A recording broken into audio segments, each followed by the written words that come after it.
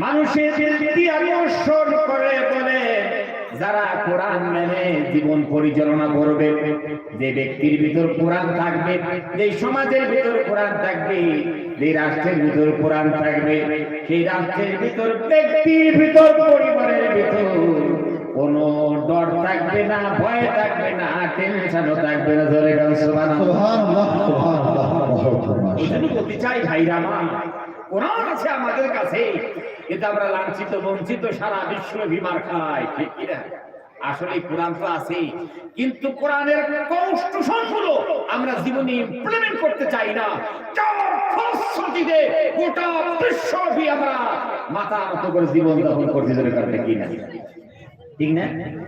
আজকে মাথা নত করে জীবন যাপন করব, ভিতরের মধ্যে একটা ভয় কাজ করছে, আমরা ভিতর সন্তুষ্ট, বাকি আমাদেরকে রক্তচক্ষু দেখায়, আমাদেরকে হুমকি দেয়, মাথা নত করে শিয়ালের মতো জীবন যাপন করছি, বিড়ালের মতো জীবন যাপন করছি। আল্লাহ বলে, আমি আল্লাহ সুবহানাহু ওয়া তাআলা কোরআন এই জন্য দেই নেই মাথা নত করে তোমরা জীবন যাপন করবে। আল্লাহ রাব্বুল আলামিন ডাক দিয়ে বলে, ওয়ালা তাকিনু ওয়ালা তাহজানু ওয়া আনতুমুল আলাউনা ইন কুনতুম মুমিনিন। আল্লাহু আকবার।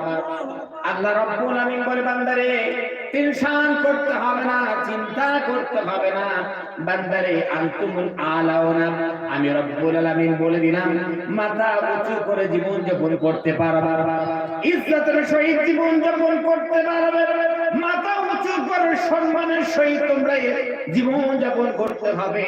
বান্দারে তোমরা শুধু একটা ওয়াদা আমি আল্লাহকে দাও, কুনতুম মুমিনিন, তোমরা একবার মুমিন হয়ে যাও, মুমিন হও, গোটা বিশ্বে তোমাদের মাথা উঁচু করে দেওয়ার দায়িত্ব আমি আল্লাহ। সুবহানাল্লাহ।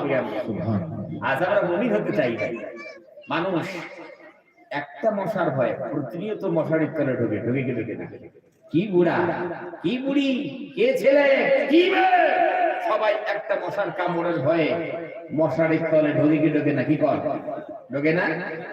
ওই মুসলমানটাই আল্লাহর ভয় মসজিদ ঢুকতে পারে না, ঠিক কি না? তাহলে একটা মশাকে যতটুকু আমরা মুসলমানেরা ভয় করেছি, অতটুকু আল্লাহকে ভয় করতে পারিনি। মুসলমান হয়েছি আর দাবি করেছি বিশাল বড় ইমানদার, নামের শুরুতে মোহাম্মদ থাকলে মুসলমান হওয়া যায় না, ইসলামিক নাম হইলে মুসলমান হওয়া যায় না।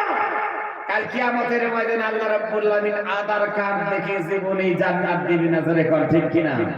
ঈমান দেখে দিবে। আর দুনিয়ায় এসেছো, মন লাগাচ্ছো, জি লাগাচ্ছো, আল্লাহকে ভুলে গেছো। হ্যাঁ, যে আল্লাহ তোমার সবকিছু দিলে সেই আল্লাহকে ভুলে গেলে।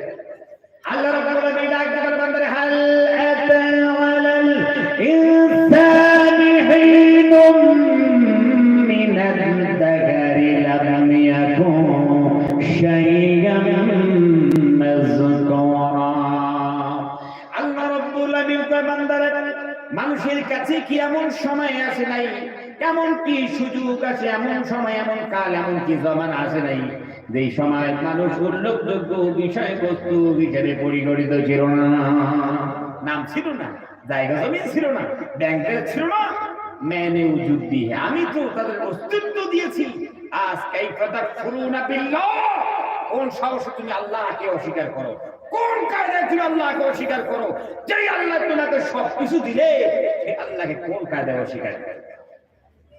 একজন কবিতার কথা সুন্দর করে বলে, যখন তোমার কেউ ছিল না তখন ছিলাম আমি, এখন তোমার সব হয়েছে, পর হয়েছি আমি। যখন তোমার কেউ ছিল না আমি আল্লাহ ছিলাম, আর এখন সবকিছু দিলাম, সবকিছু পাওয়ার পর আমি আল্লাহকে তুমি সাইড করে দিয়েছো, জোরে করতে সাইড করে দিয়েছি, কতদিন থাকবে।